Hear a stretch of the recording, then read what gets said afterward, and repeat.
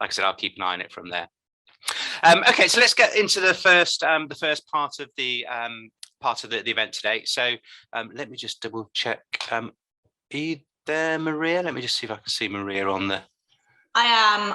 Hi, Maria. Zoom decided to do updates at like 5 to 9, and my camera's not working. I'm trying to fix it.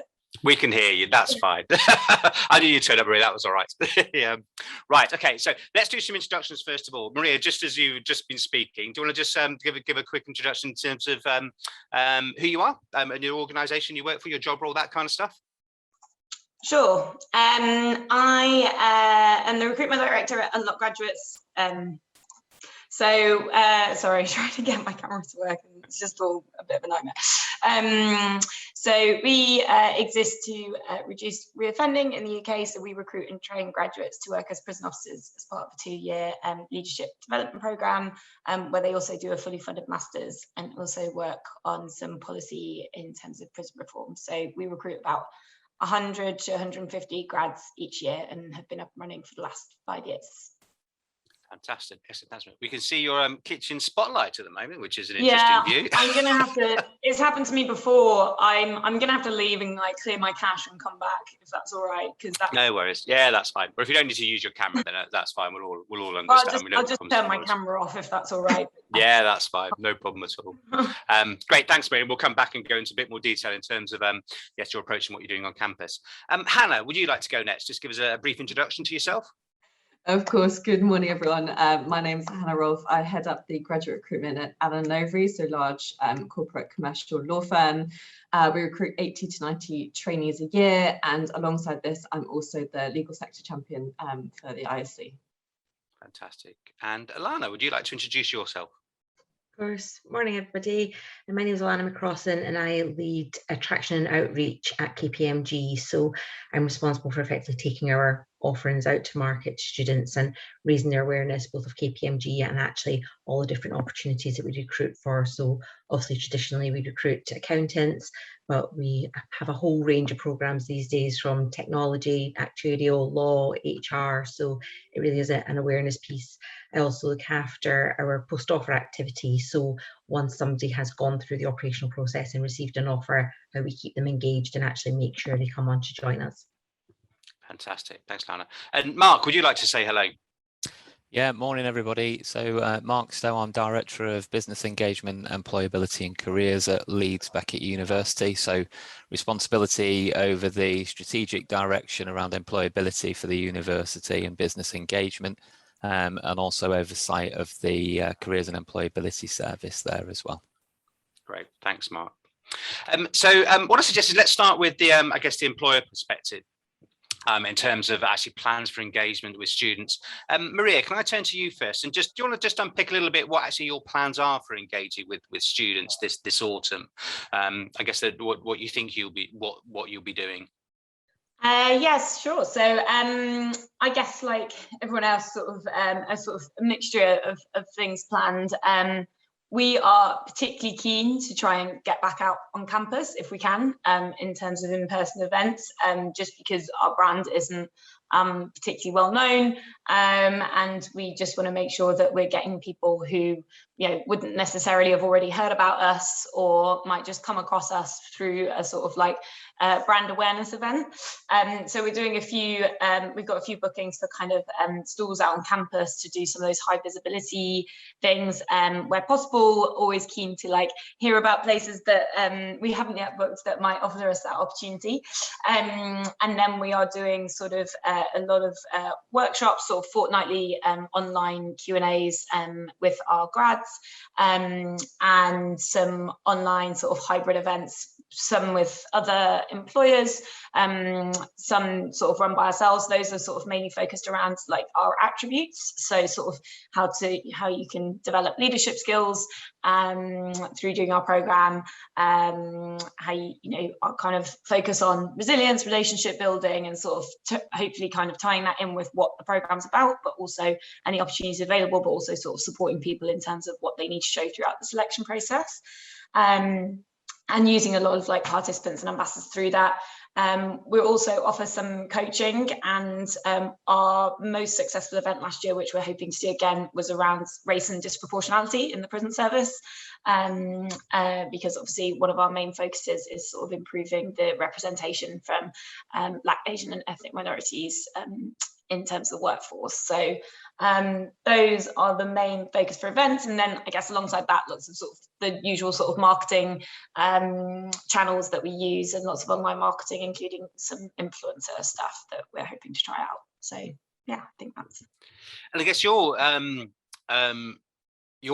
career opportunities are probably quite different to Hannah's and Alana's, in the sense of actually prison officers have to go on site. I mean, you haven't, the people the jobs they've been going into haven't been sort of, doing the virtual work at home piece, I guess. Does that kind of add a bit of a different context into the messages you're getting across in your opportunities?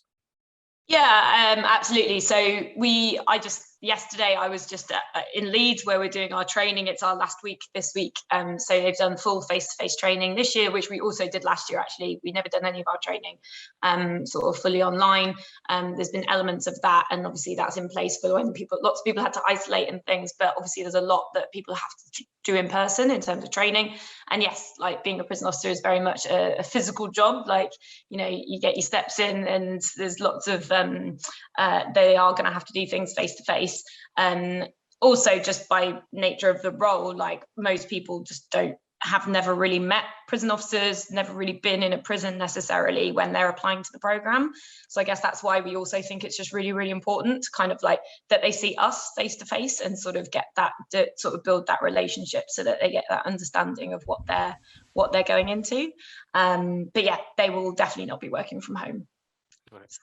And is there a difference in your brand? Because we'll come on to Hannah and Alana in a minute, but I guess the KPMG campus brand, the A&O campus brand, they've been around longer than your brand. The number of vacancies might be different. So does that add a different dynamic to how you actually need to sort of get your brand messages out on campus compared to maybe other recruiters?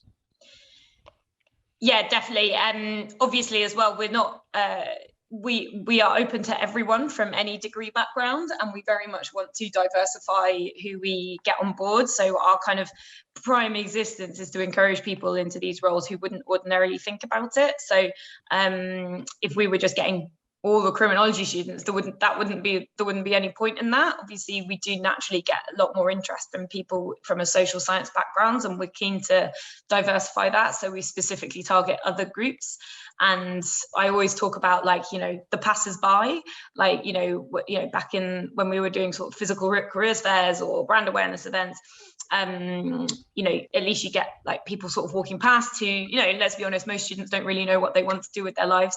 And, those people sort of going past who might take an interest, don't want to do something, want to do something a bit different, a bit challenging, where they can have an impact, and you'd end up talking to them so that they then become interested and apply. And it's very hard to recreate that online. And with the online events, a lot of the time you get people coming to your online events because they've already heard of you, because they're already interested. And as much as that is a good thing, I want to try and get people earlier on and persuade them to sort of become interested and hook them in, because they're not going to naturally think about being a prison officer. So I think that's what's really important for us as well. Cool. Thanks, Maria. We'll come back and we'll dive into a bit more in terms of actually maybe some of those specific plans and also learnings of last year in a few minutes. Hannah, can I turn to you next, and just can you want to sketch out sort of broadly what your plans are for engagement with students this autumn? Yeah, absolutely. And I just want to kind of echo what Maria just said. We are in a very different place in terms of the A&O brands. And I think the direction the legal sector took as a collective last year in, just virtualizing everything and coming together and moving away from individual university events.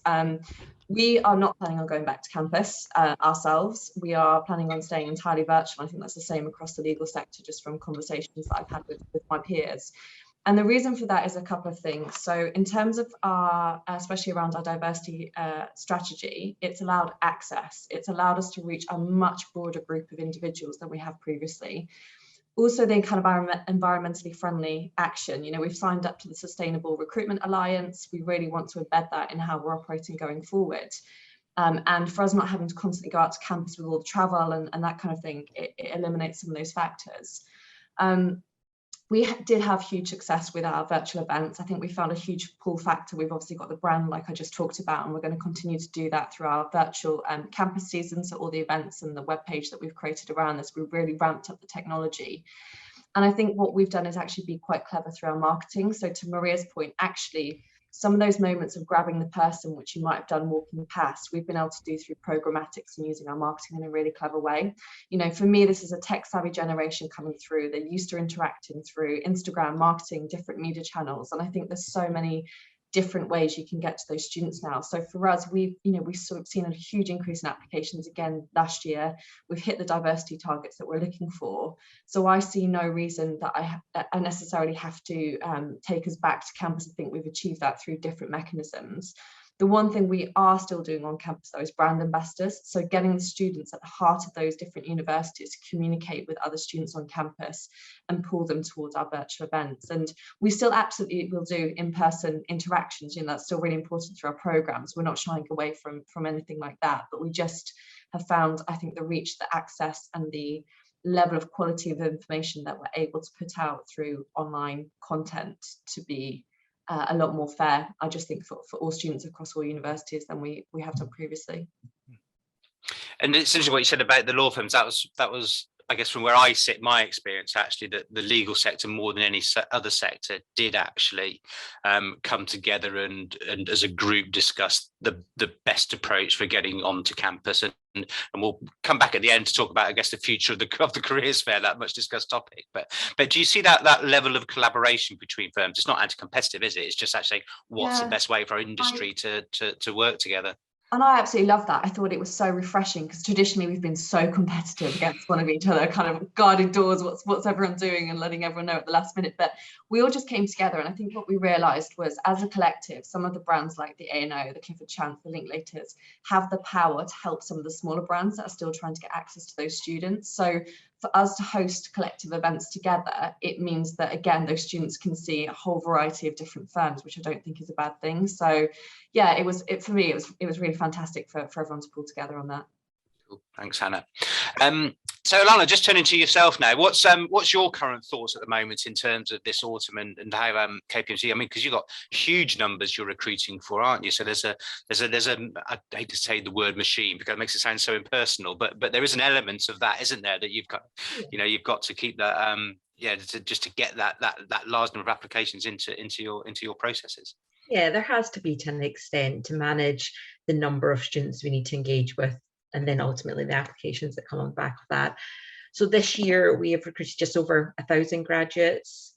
We then have another couple hundred apprentices and several hundred work experience students, and we're expecting that number to dramatically increase for this coming year. We are in the process of getting targets signed off as we speak, and they're only going upwards, which is great. It's great to see, after what has been a series of difficult years, it's actually great to see that it's resulting in the firm thriving and having a real buzzy feel about it. But with regards to actually kind of going out to market, kind of echoing some of the things that Hannah and Maria are saying. So we actually are wanting to work towards getting this perfect hybrid model. There has been some amazing successes over the last year by being virtual. We've managed to engage with a lot more first and second year students. I was speaking to some career advisors last week and saying, I'm not sure if that's because over the last year they've not been able to go out and there's not been as much to do, but it definitely appears that students have been thinking about their careers and engaging with employers earlier, and that has resulted in some great numbers of converting in some of our programs. But we've also really helped increase our engagement with a lot of our underrepresented groups. So looking at some of the analysis of the events we've run over the last year and who's attended them and then gone on to submit applications, female students have really responded well to the virtual world, as have students from a low socioeconomic background. I'm sure we could spend all morning debating why those students feel more comfortable in that environment, but for all the work we've been doing for years to try and engage with underrepresented groups, actually being virtual isn't something we'd previously done. So, there's a lot of great wins there. Also, we moved away from our events primarily been aligned to individual universities just because of the virtual world and because we were organising and running more of our own events. And so we had students from over 100 universities, 104 I think at last count, universities in the UK attending our events. I don't have the exact number to hand, but it most definitely that was not the number last year. So the fact is, students that wouldn't have previously been able to attend our events and engage with us and get the support and guidance to make sure they then go on and are successful in applying, those students have had that opportunity this year. So really, really don't want to lose any of that. Saying that, we know that there are some students that want to engage face-to-face and miss that interaction. So I was hopeful we'd get to do some face-to-face events over autumn. I think the reality is we're probably looking at spring now, just because we need time to plan and actually kind of lay down plans. And so we can react to some extent with quite short notice, but we also need to kind of build our plans and make sure we know what we're doing given the volume we have to deal with. So hopefully for spring we'll get back out face-to-face, but I imagine primarily that the majority of our activity, if you look at the end of the year, will be virtual. But with regards to the actual events sessions themselves, another one of the great wins for us for being virtual, I think Hannah, was it yourself that said obviously we don't need the resource and time of traveling and getting out to events. That's great from our team perspective. Nobody's grumbling about kind of spending their whole life on the road in October, November. But also from our business, from our fee earners perspective, we have had basically our pick of who we want to send to events, which is amazing. We normally have to go out and send requests and say, you know, we have this event, who's free, who can come off a fee earning job and travel from an industrial estate in Wigan to Leeds University to run a 1 hour presentation. We don't have to do that anymore. So actually we're able to be a lot more selective and think who's the absolute best person for this event, what are they going to offer the students. And that, I think, is a big part to why we've seen an increase from actually attending events to submitting applications and then actually submitting applications that result in offers. So really keen to keep that going, and the business have responded really well to that. With the type of events, we have moved away from a lot of the traditional application skills events, as in kind of, there's been a few kind of mock interviews and things like that, but we spent some time up front putting some videos on our website that covered the application process. So they're there, anybody can see those. Our events have more had the softer skills focus, so resilience, commercial awareness, leadership, making an impact, all these types of skills that actually, especially with underrepresented groups, we know they struggle with, primarily down to confidence, but also they're not necessarily sure how to interpret their experiences and skills and how to reflect them and use them in an application process. So we get better results by running those types of events and seeing the conversion from those. We offered a new programme this year as well, our Employability Award, which was a series of 5 sessions that students attended. It was focusing on students from a low socioeconomic background and was aimed with that purpose of building confidence and upskilling students that have not previously had access to work experience or lots of kind of accessible career guidance. And that was a great success for us, and has been nominated as a finalist for the Social Mobility Awards. So it's something we're really proud of, and again has really shown true conversions of took part in that programme, applied the week it finished, and have received offers to join us. So we're keen to keep building on the things like that have actually resulted in people joining us. I think it was Maria that mentioned kind of passive job hunters. That's the one thing that's been really difficult for us. As was said, the people that have come to our events probably somewhere along the lines have already heard of KPMG, possibly down to the great work our employer brand team do and kind of promoting the firm as a whole. But I think there's a lack of people that just maybe would have come across us kind of in passing on campus, handing something out, or at a fair and stopping to speak to us. When it came to fairs, people that came to speak to us generally had already heard of us and were already considering us. So we know there's been an overall dip in our overall campus profile. So that's something we're keen to try and reverse. And we're in the process of working with our media agency to look and think about what things we can do to try and kind of engage and reach those students that either aren't aware of the range of offerings that we have, or have, for whatever reason, decided KPMG aren't for them. Great.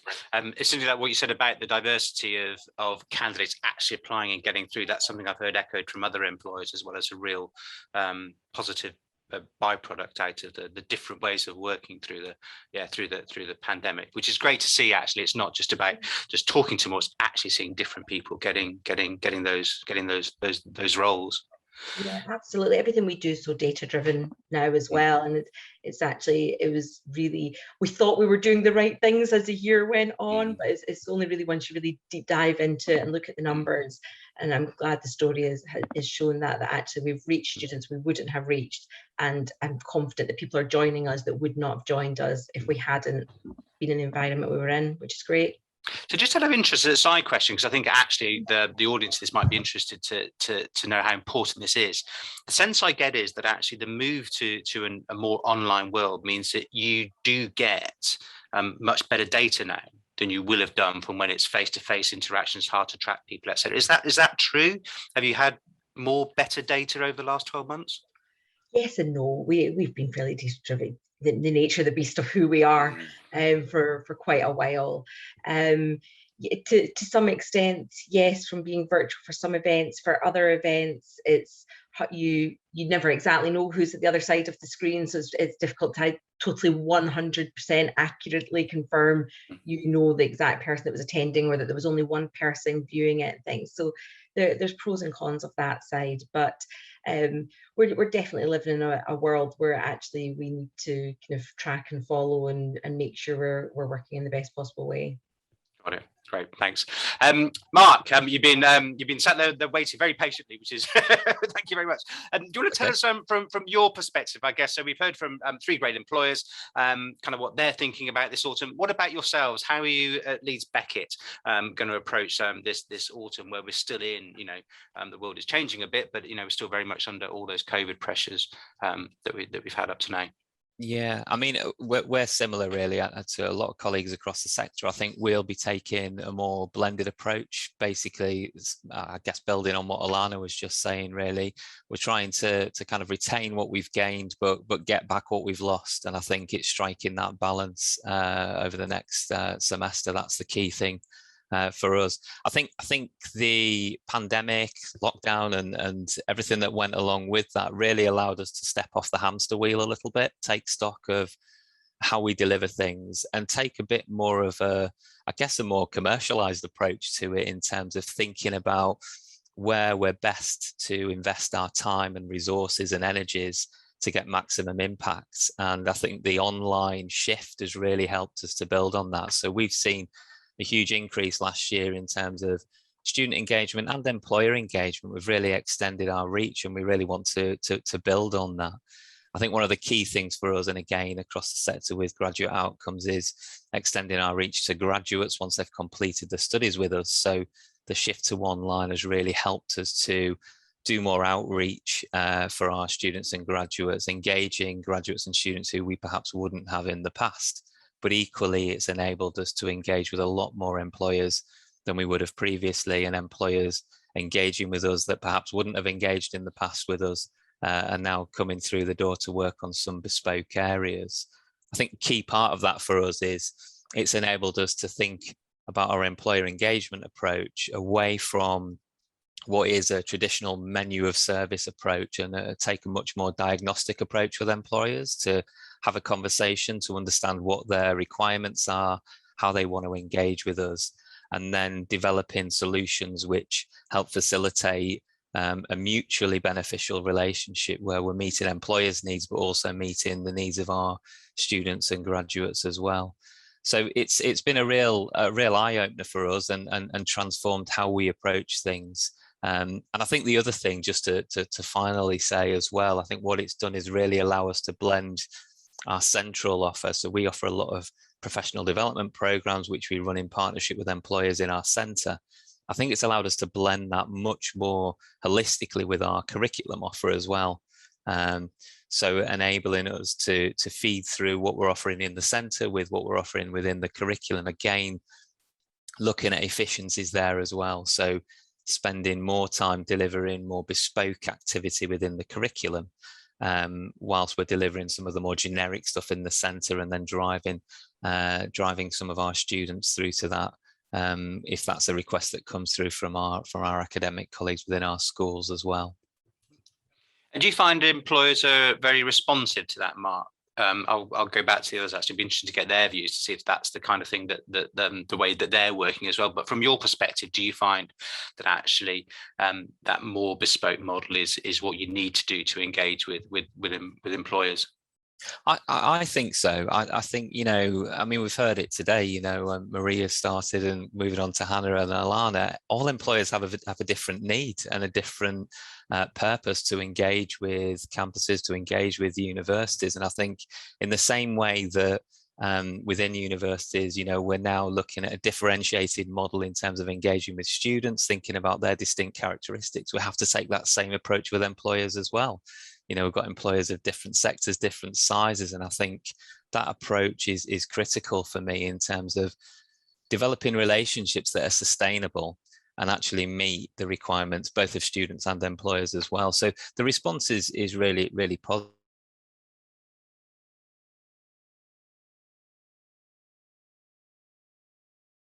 Are facing in the pandemic, we've got to understand what their challenges are and try to address those.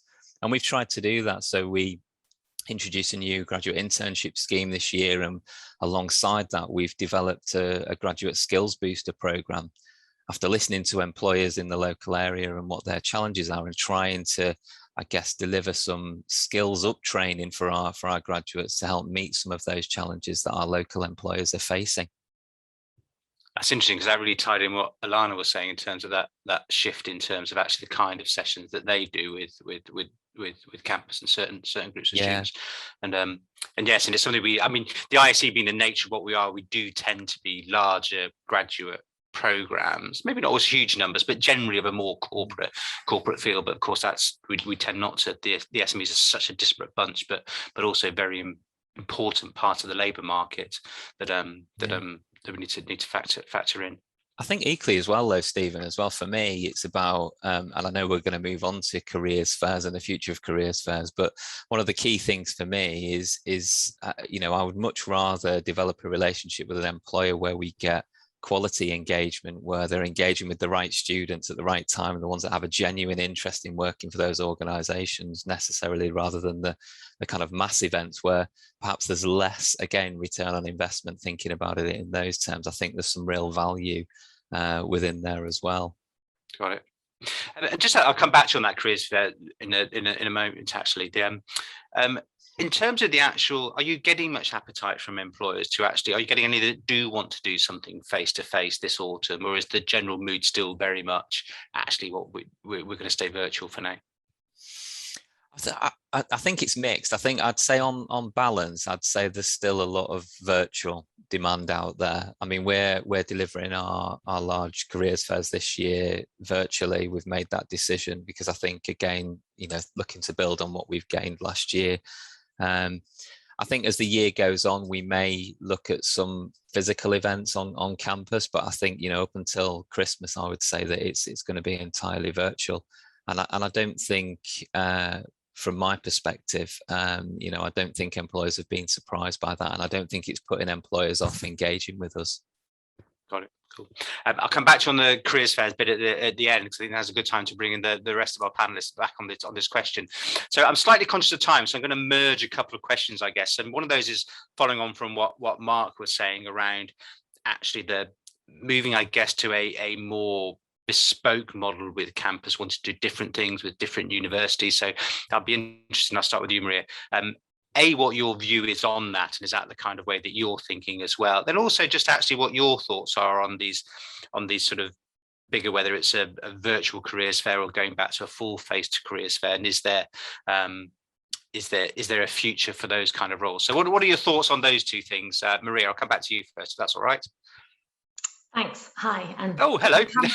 I washed my hair and everything, so I'm quite glad my camera's started. Yeah, I guess, well, with the sort of bespoke working with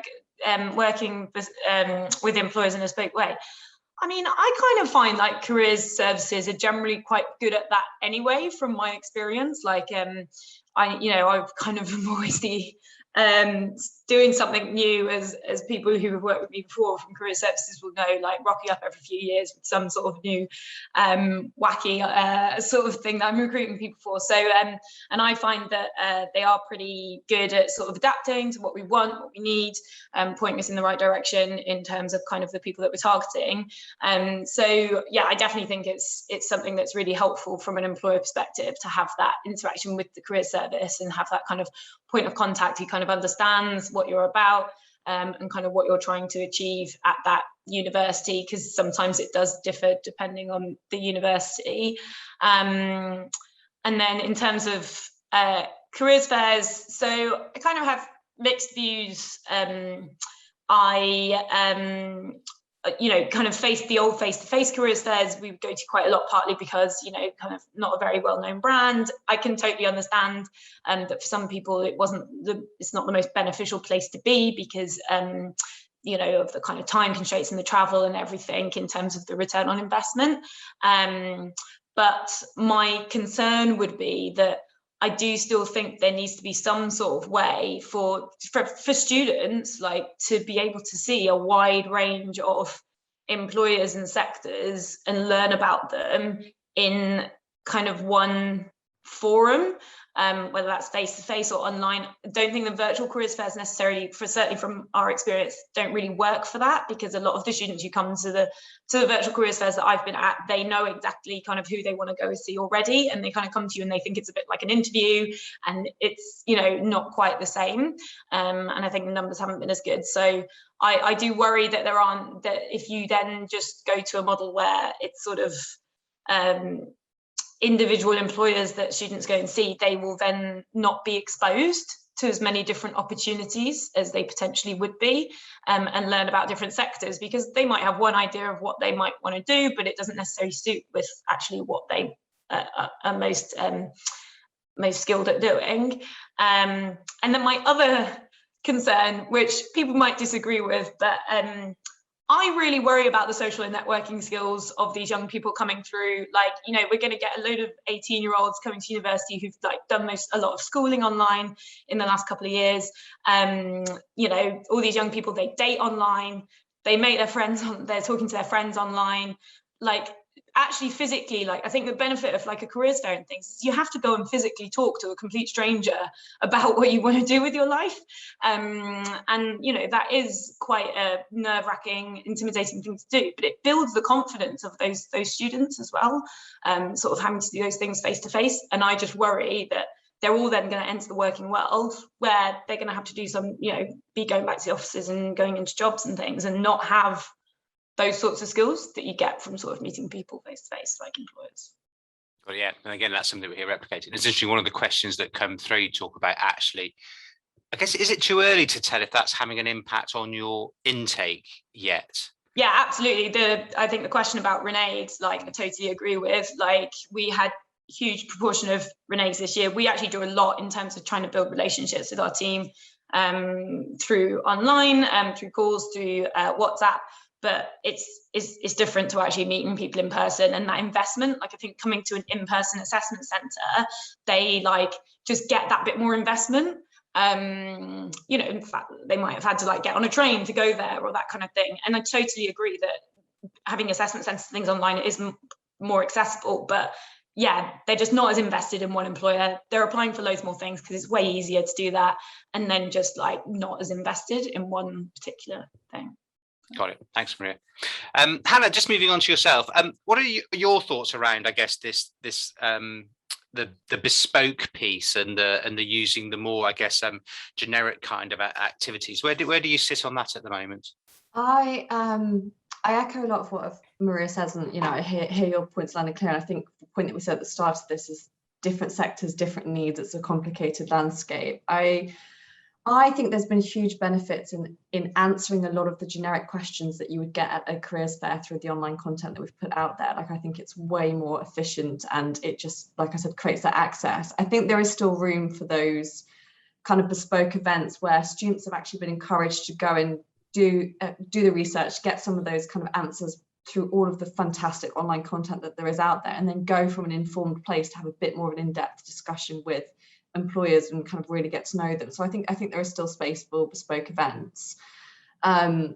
On the careers fairs, I think it's a really interesting one. I'm going to be a bit controversial here. I still think the model needs to change. I don't see it going back to individual careers fairs on campuses again, through the huge change that we've seen over the last 18 months. What I could see is potentially, to your point, Maria, much larger national events where students could go to over different days, maybe regional, and give them the access across a broad range of employers to explore.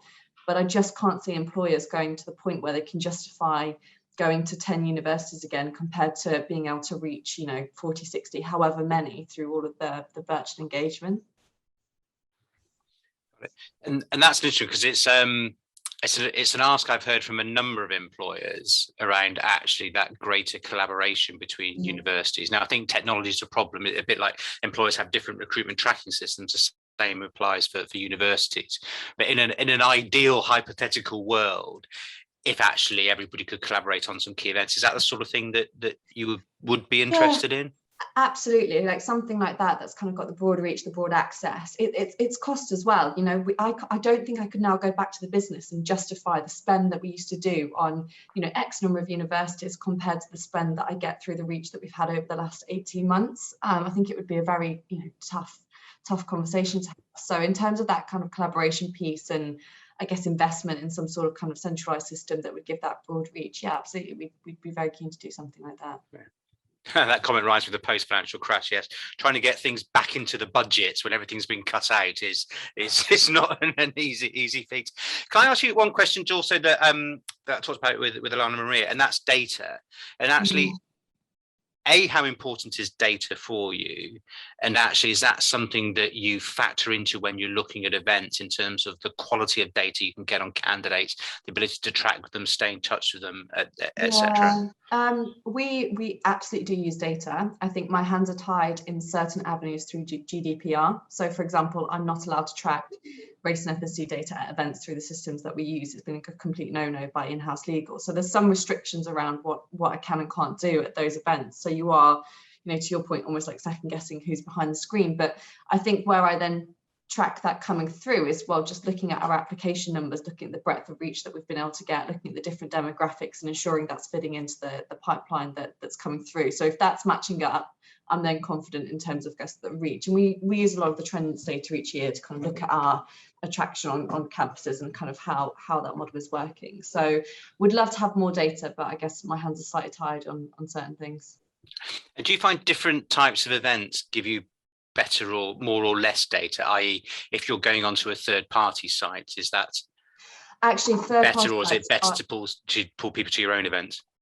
No, actually, the third party sites, because they're controlling all of the data and the processes they've got in place, I get much more granular data than what I'm allowed to collect for our own virtual events, which I guess is a bit ironic. But yeah, the third parties are really good in terms of coming back to you and going, okay, this is the breakdown, this was gender split, this was the different, groups that attended that day. So much better in that sense.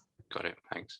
Yes. And the reason I'm kind of, I guess, sort of picking a bit up on this database is just for benefits of those in the audience who maybe aren't quite aware how much employers do use this data and how it drives both learning to change processes and activities going forward. So I think it's definitely something from a HE perspective that actually they can tap into to employers. Thanks, Hannah. Alana, so just coming back to you, I guess, what are your thoughts on actually this bespoke piece? How important is that? How much actually are generic events still important? And a little bit around actually, what do you see the future of the careers fairs as we come out of the pandemic?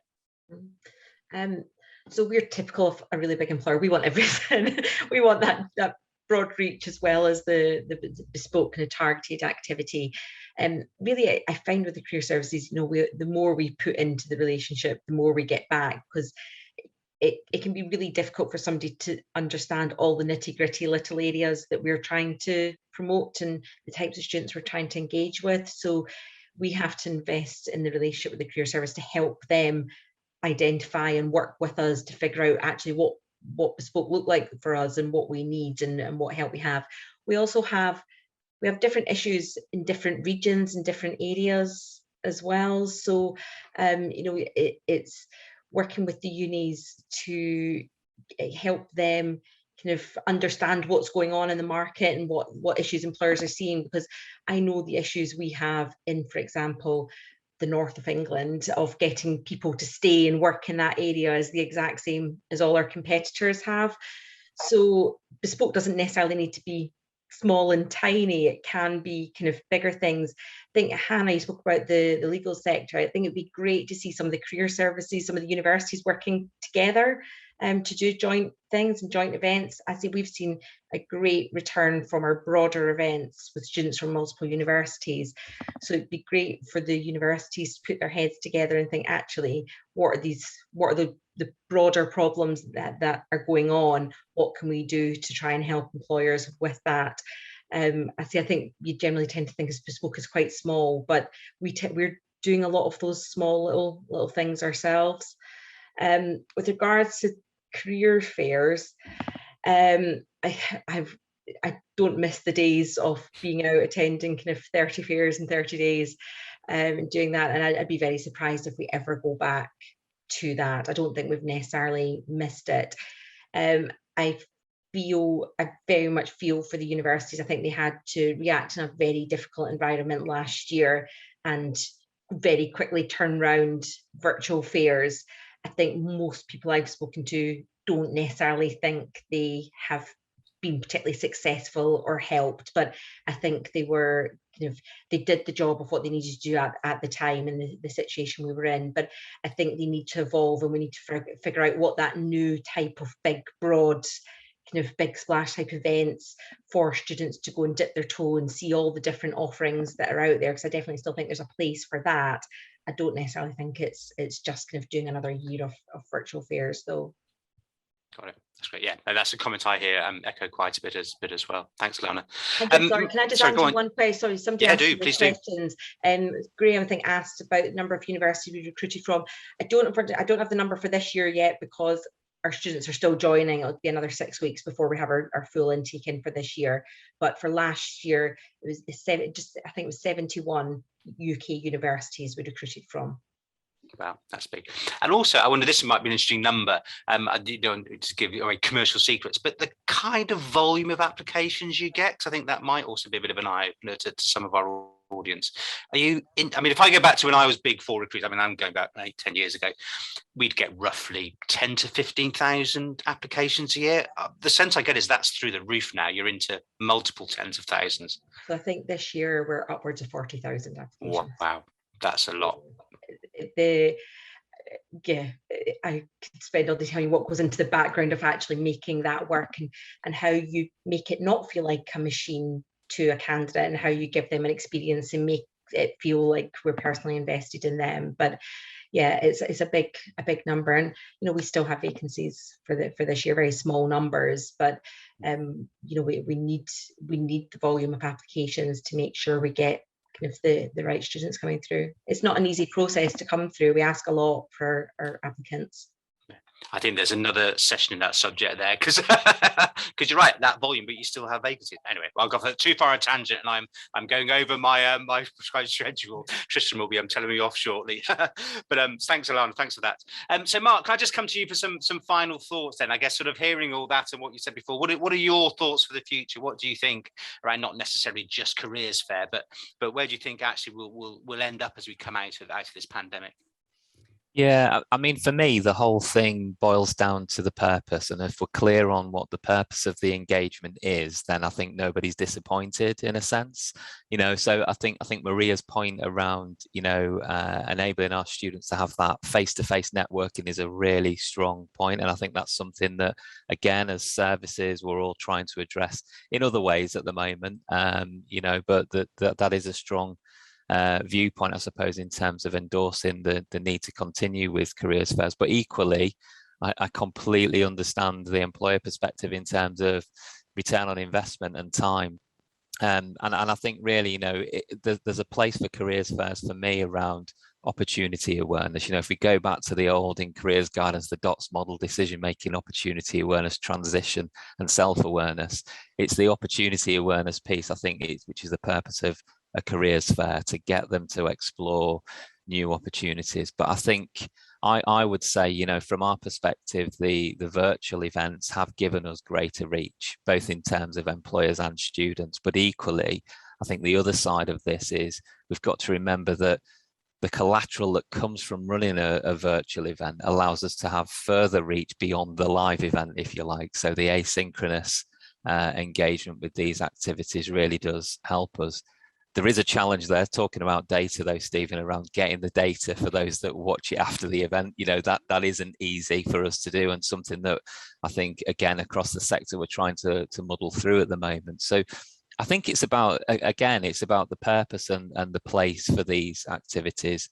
I think the online world that we've been forced into does mean that I think things have changed forever. I do genuinely believe that. I think careers fairs in the future may be smaller, more local, or there may be more, like Hannah said, you know, national or regional events that we look to do to get the kind of the larger employers along there. But there will still always be a demand there to get in front of students and see them face to face, and you know, we'll be happy to accommodate that going forward.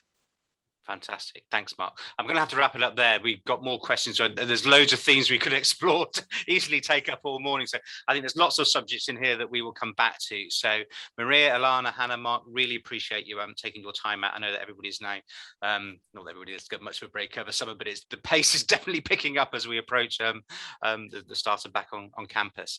Just a reminder to everybody, we are recording this session, so we will send a link to the recording. So actually, if you want to recap on some of the things we've discussed, or actually want to share it with your colleagues, so they can also catch up on what we've been talking about, then we'll be able to do that. So again, thank you very much once again, panel, and I'm sure you'll be happy to receive questions from our audience if they want to get in touch.